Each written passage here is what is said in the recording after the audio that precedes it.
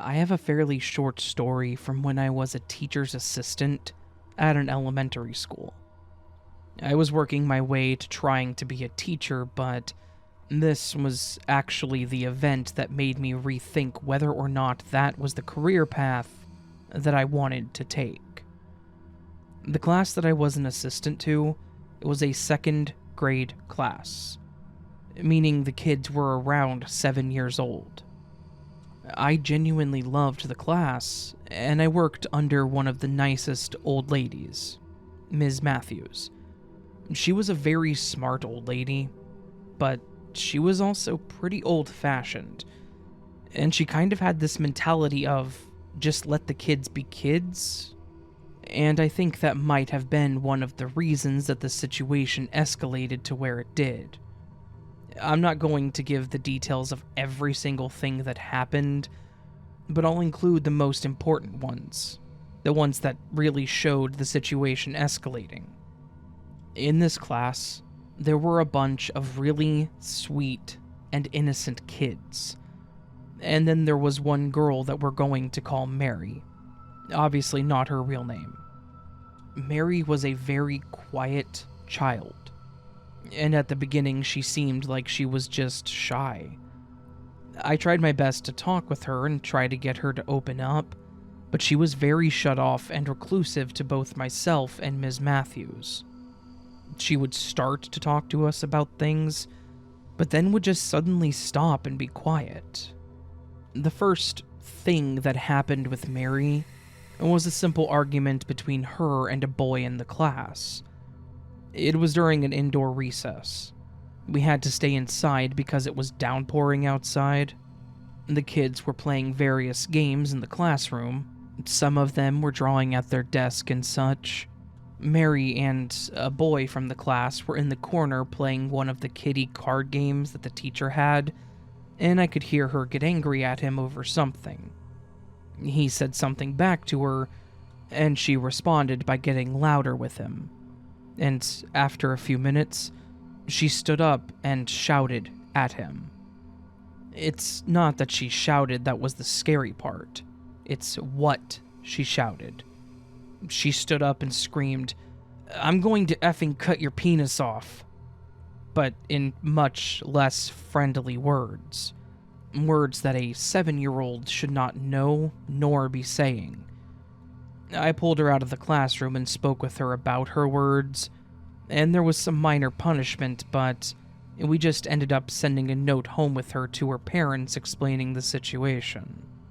After this, she went back to being just kind of the quiet kid in class, and it seemed like a one-off incident.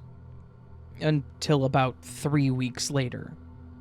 The kids were in gym class, which was taught by another teacher. During this class, myself and Ms. Matthews were back in our room doing grading on some of the papers. About 10 minutes in, Ms. Matthews got a call on her desk phone, and as soon as she answered it, the look on her face went from happy to upset, and she hung up saying that we needed to head down to get the class. Come to find out, Mary had bitten another kid during a game of dodgeball. She got hit with the ball and had, seemingly out of nowhere, ran up to the kid that threw the ball and bit her shoulder really hard. Thankfully, she wasn't bleeding, but she was in pain and the bite mark was pretty deep. We ended up pulling Mary back to the classroom and talking to her about the whole thing. We asked her why she attacked another student, and she, with literally no emotion, said, "I don't like her. She's too cute, and I want her to feel pain." Obviously, this is a problem, and it was something that we had to address with her parents. We ended up calling her grandmother because we couldn't get a hold of her listed parents. She came up and asked us what happened, and we explained the whole situation to her. She seemed to not really care about it, and she tried to explain that Mary had some problems. When I tried to ask her about her issues and kind of implied that they may have been behavioral issues and that she should potentially be checked out by a psychiatrist, Ms. Matthews actually cut me off and told me that this was a situation that the family should deal with, and that I was out of line for saying anything about it. After that, I shut down, and I stopped talking for the rest of the meeting. Mary was suspended for a couple of days, but she was back in the classroom the next week. And it was pretty clear that the other kids were scared of her, but also being kids, they were making fun of her for the situation.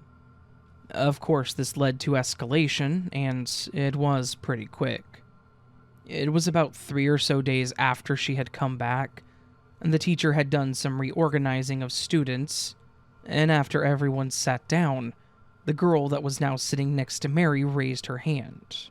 When she was called on, she immediately asked Ms. Matthews if she could move away from Mary because she didn't want to be bit. Some of the other kids laughed at the comment, and I could see that Mary was getting red. I made an immediate statement that her question was inappropriate and that she needed to apologize, but as soon as I started talking, I sat there and watched Mary grab a pencil off of her desk and stab it into this girl's arm. When I say stab, I literally mean stab. The pencil went into her arm.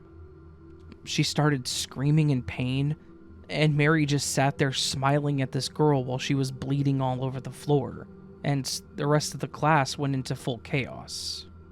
Ms. Matthews called down to the principal's office, and they ended up calling 911 for the girl while I tried to stop it from bleeding and tried to keep the other kids calm. The whole thing was a huge disaster, obviously. After the whole situation was taken care of and parents were contacted, I asked to speak to the principal alone. I wanted to talk to him about Mary and her issues to see what could be done for her. Come to find out, except the one incident where she had been suspended for 2 days, nothing else had been documented nor mentioned to the principal, and he thought that that was just an isolated and random incident. I told him about how I had mentioned that she had behavioral issues and that I was shut down, and he just said that that shouldn't have happened. But that was pretty much it. Mary ended up being removed from the school, and there was a whole thing where the school tried to push non-violent resolutions to the kids. It was a great idea, but implemented way too late. I seriously hate that no one tried to do anything to help Mary, that she ended up going the wrong way, and I really do think that it had something to do with her home life, but I have no way to prove that. In the end, I put in my resignation and I left the district, and it really did make me want to not work in education.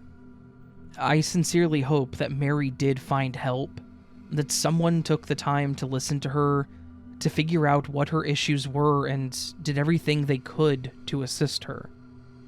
She seemed like she was such a sweet girl, but something was definitely wrong with her.